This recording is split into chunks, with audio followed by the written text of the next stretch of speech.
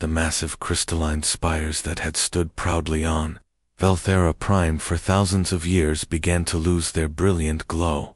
Each tower, once pulsing with vibrant energy that could be seen from orbit, now flickered like dying candles in the cosmic wind. "High Commander." Zankali pressed his six-fingered hand against the smooth surface of the command crystal. Feeling the vibrations grow weaker with each passing moment, the Void Swarm had found them again. Through the transparent walls of the orbital command station, Zankali watched as dark shapes moved like living smoke across the planet's surface.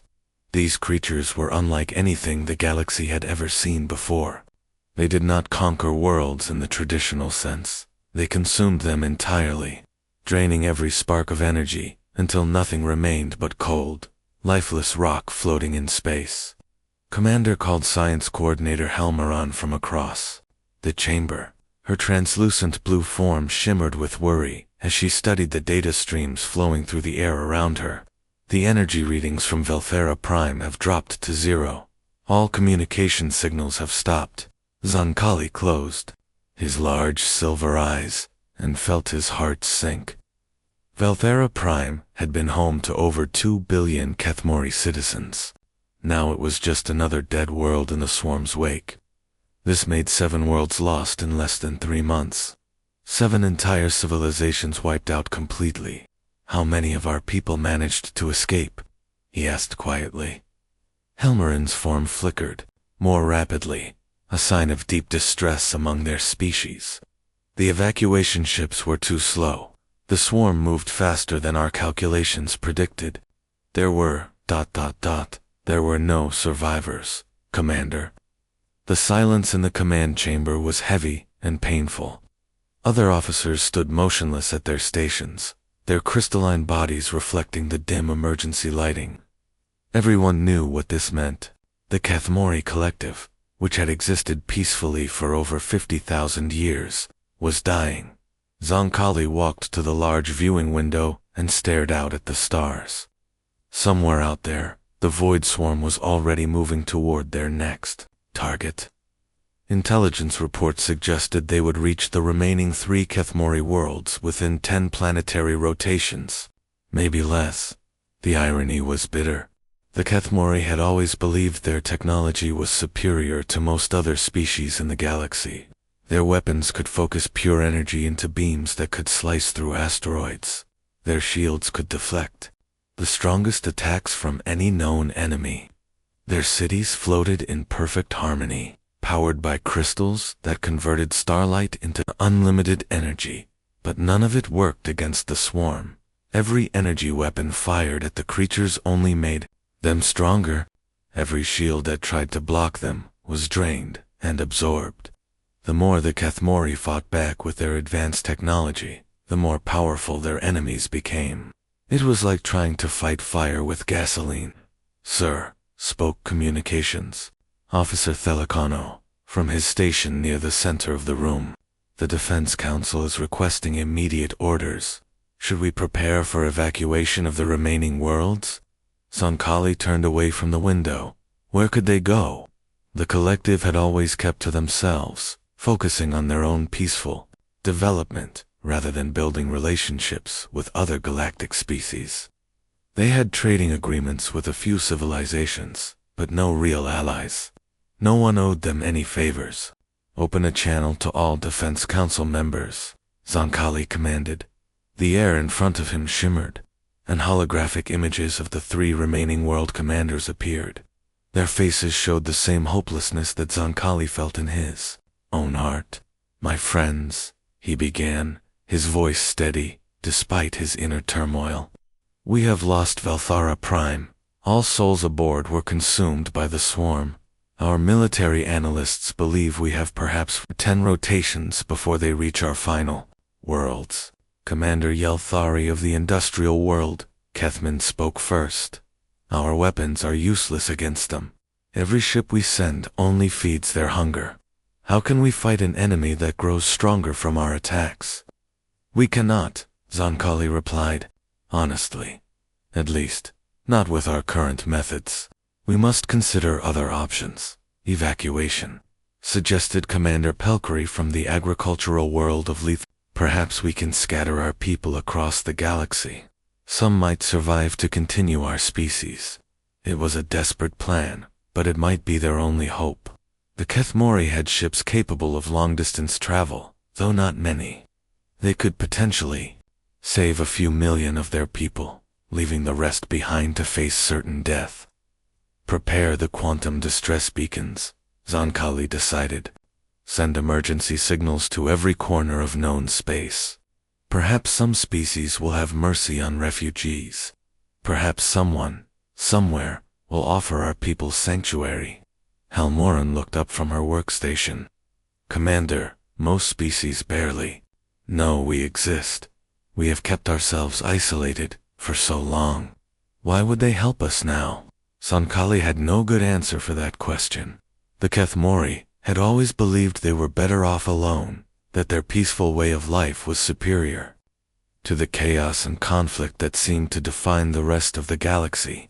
They had rarely helped other species in times of crisis, preferring to maintain their neutrality and isolation now, facing complete extinction. They could only hope that someone out there was more generous than they had been. Captain Jinwoo Park rubbed his tired eyes as he stared at the strange symbols flowing across his computer screen. The translation software had been working for 3 hours to decode the alien message that their deep space sensors had picked up.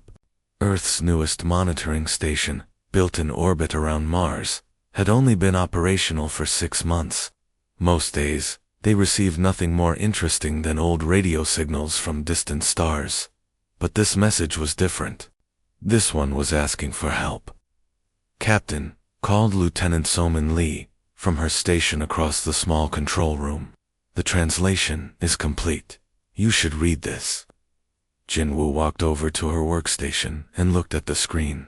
The message was simple but desperate. An alien species called the Kethmori was dying. Something called the Void Swarm was destroying their worlds one by one, and they were asking anyone in the galaxy to help save their people. How long ago was this sent? Jinwoo asked. About 2 weeks, sir. It took this long to reach us because we are so far from their location. Somin pulled up a star map on her screen. They are in the outer spiral, about 400 light years from Earth. Jinwoo studied the map. Humanity had only developed faster than light travel 18 months ago. Before that, they had been stuck in their own solar system, dreaming about the stars but unable to reach them. Even now, their ships were slow compared to what other alien civilizations could build. Sir, Somin continued, I have been monitoring the galactic communication networks. The Galactic Council sent out an official message 3 days ago. They are telling all member species to ignore the Kethmori distress call. Why would they do that? Somin brought up another file on her computer. According to their reports, this void swarm has already destroyed 47 star systems in the past 6 months. Every advanced civilization that tried to help was either completely destroyed or forced to run away. The Council says the situation is hopeless. Jinwoo read through the tactical data that Somin had gathered. The void swarms seemed to be made up of creatures that could eat energy itself. The more powerful weapons that were used against them, the stronger they became. Several highly advanced alien civilizations had sent their best warships to fight these creatures, only to watch their fleets get consumed completely. The Zephi Empire had lost 300 ships in one battle. The Mordian Federation had sent their most powerful dreadnought, a ship that could destroy entire planets, and it had been absorbed by the swarm in less than an hour. Even the ancient Velkari, who had technology that humans could barely understand, had been forced to retreat after losing half their fleet. It does sound hopeless, Jinwoo admitted. These Kethmori have technology that is probably 1,000 years ahead of ours. If they cannot fight these creatures, what could we possibly do? Somin nodded in agreement. Our weapons are basically primitive compared to theirs. We still use missiles with chemical explosives. Our energy weapons are barely powerful enough to damage asteroid rock. Most of our ships are not even purpose-built warships. They are converted cargo vessels and mining ships. Jinwoo walked back to his command chair and sat down heavily. Through the large viewing window, he could see Earth in the distance, a small blue marble hanging in the darkness of space. Somewhere on that planet, billions of people were living their normal lives, completely unaware that an entire alien civilization was facing extinction. "Sir," Soman said quietly, "there is something else you should know. According to the galactic databases, the Kethmori have never helped other species when they were in trouble. They have always kept to themselves and refused to get involved in galactic conflicts. So they are asking for help from people they have never helped before." "Yes, sir. Most species in the galaxy barely even know the Kethmori exist. They have been isolated for thousands of years." Jinwoo thought about this information. It would be easy to ignore the distress call, just like every other species was doing. After all, if the most advanced civilizations in the galaxy could not stop this void swarm, what hope did humanity have?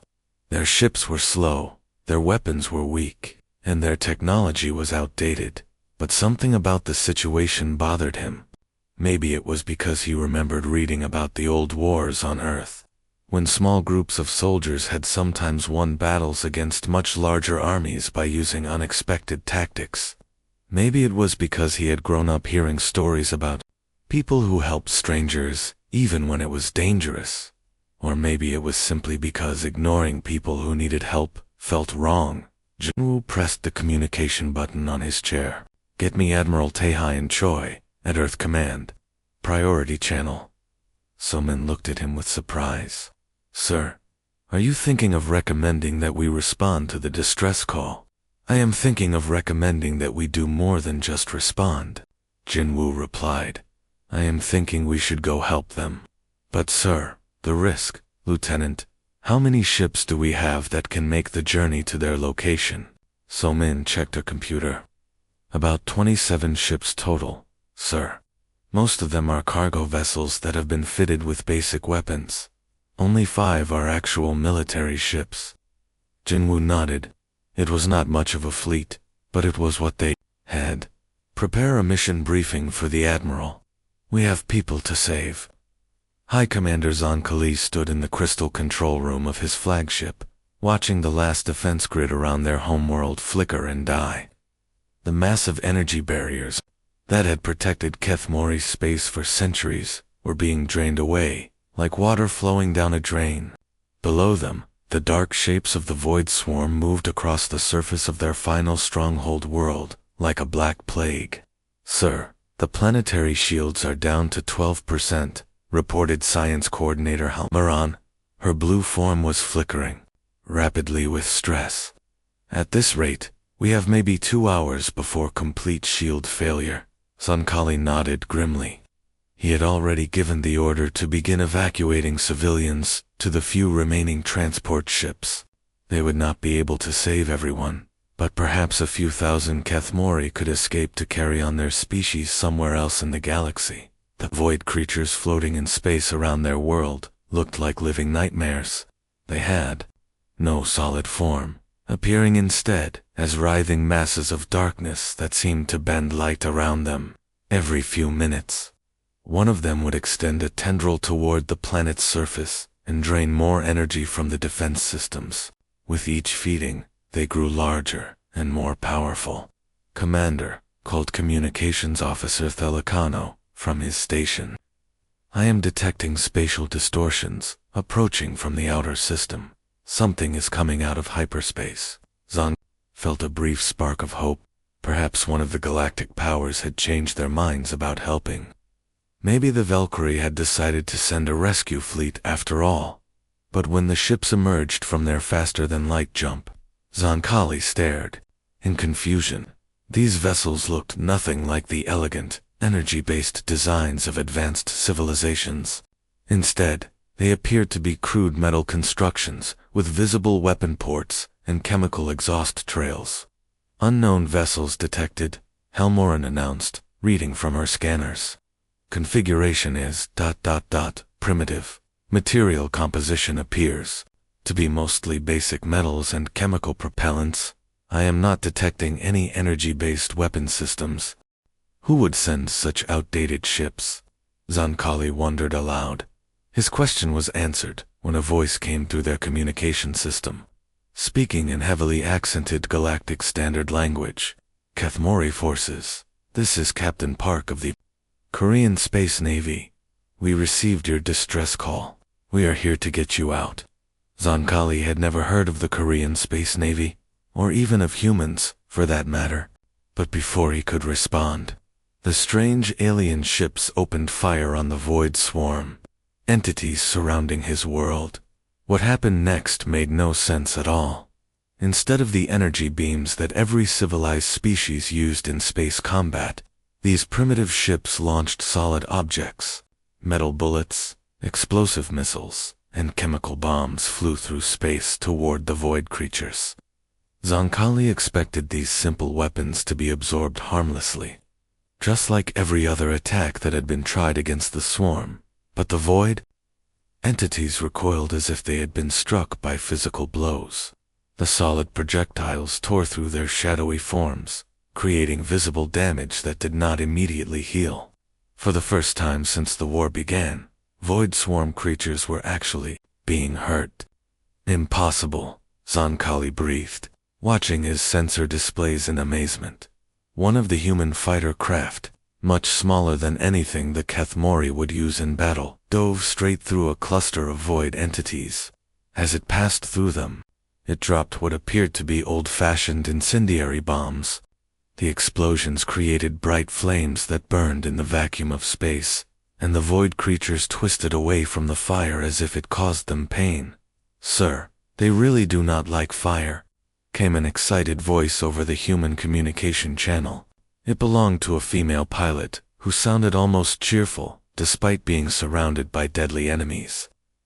"All units, switch to thermal weapons," ordered another human voice, deeper and more commanding.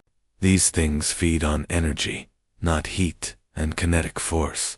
Zankali watched in fascination as the human fleet changed their attack patterns.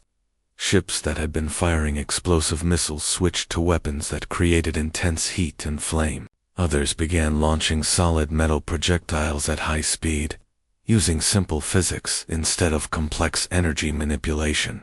The results were remarkable. For the first time in months, void swarm entities began to retreat instead of advancing. The creatures that had seemed unstoppable were actually pulling back from the human attacks. Helmaran Zankali called to his science coordinator. "Are you recording all of this?" "Yes, sir." "The humans appear to be using weapons that operate on completely different principles than our technology. Instead of energy-based systems, they rely on chemical reactions, kinetic force, and thermal generation." Zankali understood now why these primitive weapons were effective. The void swarm had evolved to feed on energy. Every time an energy weapon was fired at them, they absorbed the power and became stronger. But these humans were using fire, explosions, and physical impact, things that the creatures had never learned to consume. The human attack patterns were also completely chaotic and unpredictable, while Kathmori military tactics followed logical, efficient strategies developed over thousands of years. These aliens seemed to make random decisions and take impossible risks. Their small fighter craft darted between void entities in patterns that made no strategic sense, yet somehow avoided being caught. "Commander," Thelicano announced, "the human fleet leader is requesting direct communication with you." "Put him through," Zankali replied. The voice that came through the speakers was calm but determined. "Hi, Commander Zankali. I am Captain Jinwoo Park. My ships are going to cover your evacuation transports. How many people do you need to get off that planet?" Zankali felt something he had not experienced in months. Hope, engineer. Junhonam wiped the sweat from his forehead as he worked inside the cramped engineering bay of the combined command ship. For 3 days straight, he had been working alongside alien technicians whose crystalline bodies glowed with soft blue light. The Kethmori engineers were nothing like humans. They could manipulate energy with their bare hands, and seemed to understand complex physics as easily as breathing. But they had never built weapons designed to kill. "Pass me that power coupling," Junho said to Velmyron, a young Kethmori technician whose translucent form flickered with excitement. They had been working together to create something that neither species could build alone. Weapons that combined the best of both technologies. The breakthrough had come on the second day of the evacuation, while human ships continued to hold off the Void Swarm, using their primitive but effective weapons. The engineers had been experimenting in the background. They discovered that Kethmori energy crystals could be enclosed inside human-made metal shells, creating projectiles that the swarm could not absorb. "The plasma shell combination is working perfectly," reported Specialist the Jinseo from her testing station. She was a weapons expert who had volunteered for the mission despite having a young daughter back on Earth. "The swarm creatures cannot absorb the energy because it is trapped inside physical matter until the moment of impact." Junho nodded with satisfaction as he watched the test results on his screen. The new hybrid weapons fired crystalline energy cores wrapped in metal casings. When the shells hit a void entity, the metal would break apart and release the energy all at once in a concentrated blast. It was like wrapping a lightning bolt in a bullet. On the main bridge of the command ship, Admiral Taehyun Choi stood before a large tactical display that showed the positions of all ships in the battle zone. The human fleet had grown to 31 vessels as more Earth ships arrived to join the fight. They were still outnumbered by the Void Swarm, but the tide of battle was slowly turning in their favor. "Sir," called Navigation Officer Min Jae Park, "the swarm entities are beginning to adapt to our attack patterns. They are learning to avoid our kinetic weapons." Choi nodded. He had expected this to happen eventually. The Void Swarm was not just a collection of mindless predators. It was a hive mind that could learn from experience. After 3 days of fighting, it was starting to understand how human weapons worked. But humans had something the swarm did not: the ability to think irrationally. Ji-hoon Choi called to Commander Lee. Ji-hoon, whose squadron was currently engaging a cluster of void entities near the planet's north pole. "Take your ships and fake a retreat toward Sector 7. Make it look convincing. Act like you are running out of ammunition." "Understood," Admiral came Ji-hoon's voice over the communication system.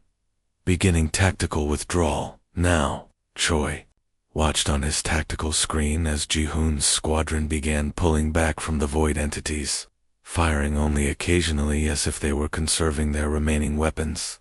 The swarm creatures, sensing weakness, began pursuing the retreating human ships. Min-ah Choi called to Commander Kim Min-ah, whose group was hidden behind one of the planet's moons. "Wait until they are fully committed to the chase, then hit them with everything you have. Use the new hybrid torpedoes." It was the kind of battle plan that would never work against intelligent enemies who could think for themselves. But the Void Swarm operated as a single collective mind, and collective minds had trouble understanding deception and misdirection. Captain Jinwoo Park watched the battle unfold from the bridge of his ship, the Soul's Hope. His fighter squadrons were dancing through space around the void entities in patterns that looked completely random. One pilot would dive straight down to a creature, fire a few shots, then suddenly veer off in a completely different direction. Another would fly in circles around a group of enemies, dropping incendiary bombs at seemingly random intervals. To any military strategist, it looked like chaos, but it was working. "The swarm cannot predict our movements," observed High Commander Zonkali, who had joined the human command staff, "to better coordinate their forces. Your pilots fight in ways that seem to have no logical pattern." Jinwoo smiled. "That is because there is no logical pattern. We train our pilots to trust their instincts and make decisions based on what feels right in the moment. It drives our own commanders crazy sometimes. But how do you coordinate attacks if everyone is acting independently?" "We do not coordinate them. Exactly. We give general objectives, and let each pilot figure out how to achieve them. It means our attacks are unpredictable even to ourselves. On the tactical display, they could see Minna's squadron emerging from behind the moon, firing the new hybrid weapons at the void entities that were chasing Ji-hoon's group. The plasma-filled shells tore through the creatures like burning spears, causing massive damage that the swarm could not simply absorb and heal from. "Hi, Commander," Jinwoo called to Zonkali. "Your people might want to watch this next part. We are about to try something really stupid." Zonkali had learned that when humans said they were going to do something stupid, it usually meant they were about to attempt something so dangerous and illogical that it might actually work. It was the highest compliment a human could give to a battle plan. The final battle began at dawn on the 4th day, when the largest Void Swarm mothership appeared at the edge of the Kethmori star system. It was massive beyond imagination, a writhing mass of darkness the size of a small moon, with thousands of smaller entities flowing around it like a living storm cloud. Every sensor on both human and Kethmori ships screamed warnings as the creature's presence seemed to bend space itself. Captain Hyansu Kong looked at his tactical display aboard the destroyer, Baizan's Thunder, and knew that conventional weapons would not be enough to stop something that large. The hybrid plasma shells had worked well against the smaller entities, but this mothership was different. It was the source of the entire swarm, the central brain that controlled all the others. "All ships, this is Admiral Choi," came the voice over the communication system. "Concentrate all fire on the mothership. Use everything we have." The combined human Kethmori fleet opened fire with every weapon they possessed. Hybrid torpedoes, kinetic missiles, incendiary bombs, and focused energy beams all struck the massive creature at once. For a moment it seemed like the attack was working. The mothership writhed and pulsed as if in pain, but then it began to adapt. The creature's surface started to harden, forming armor-like plates that deflected the incoming weapons. Smaller entities swarmed out from its body to intercept missiles before they could reach their target.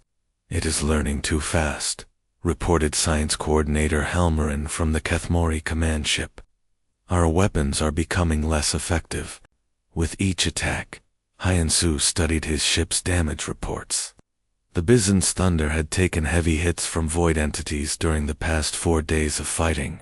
His engines were running at only 60% power, his weapon systems were overheating, and half his crew was injured. But the ship could still move, and it still had one advantage that the massive mothership did not expect. "Admiro," Hyansu called over the communication channel. "I have an idea. It is probably going to be very stupid." Admiral Choi's voice came back immediately. "Tell me, the mothership is too big to dodge quickly. If I can get close enough to ram my ship into its core structure, the explosion might damage it enough for the rest of the fleet to finish it off." There was silence on the communication channel for several seconds. Everyone knew what Hyansu was suggesting. A suicide attack that would destroy his ship and kill everyone aboard. "Captain," Admiral Choi said quietly, "you have 23 crew members on that ship." "Yes, sir. And there are 3 million Kethmori civilians on the evacuation ships behind us." The math is simple. Hyansu did not wait for official permission. He ordered his crew to transfer to the escape pods, keeping only the minimum number of people needed to pilot the ship. Then he aimed the Bizon's Thunder directly at the center of the mothership and pushed his damaged engines to maximum power. The massive void creature tried to intercept him with smaller entities, but human fighter squadrons dove in from all directions to clear a path. Ships that were barely holding together used their last weapons to drive back the defending creatures, giving Hyansu the opening he needed. The Bizon's Thunder struck the mothership's core like a spear of metal and fire. The ship's reactor overloaded, on impact, creating an explosion that lit up the entire star system like a new sun. The mothership convulsed, its massive form beginning to dissolve as the chain reaction spread through its body. Within minutes, the remaining void entities were fleeing into deep space, their controlling intelligence destroyed. High Commander Zonkali stood in the medical bay of his flagship, watching human and Kethmori doctors work side by side to treat the wounded from both species. The cost of victory had been terrible. 15 human ships had been completely destroyed, and thousands of brave warriors had died protecting people they had never met before. Yet the humans were celebrating, not their own survival, but the fact that they had saved the Kethmori refugees crowding the evacuation ships. "I do not understand," Zankali said to Admiral Choi, who was having his injured arm treated by a medical technician. "You lost so much to save strangers. Half your fleet is gone. Why did you do this?" Admiral Choi looked at him with tired but peaceful eyes. "Because you needed help. That is what people do. But we are not your people. We never helped your species when you might have needed assistance." Choi shrugged with his good shoulder. "That does not matter. When someone asks for help, you help them if you can. It is that simple."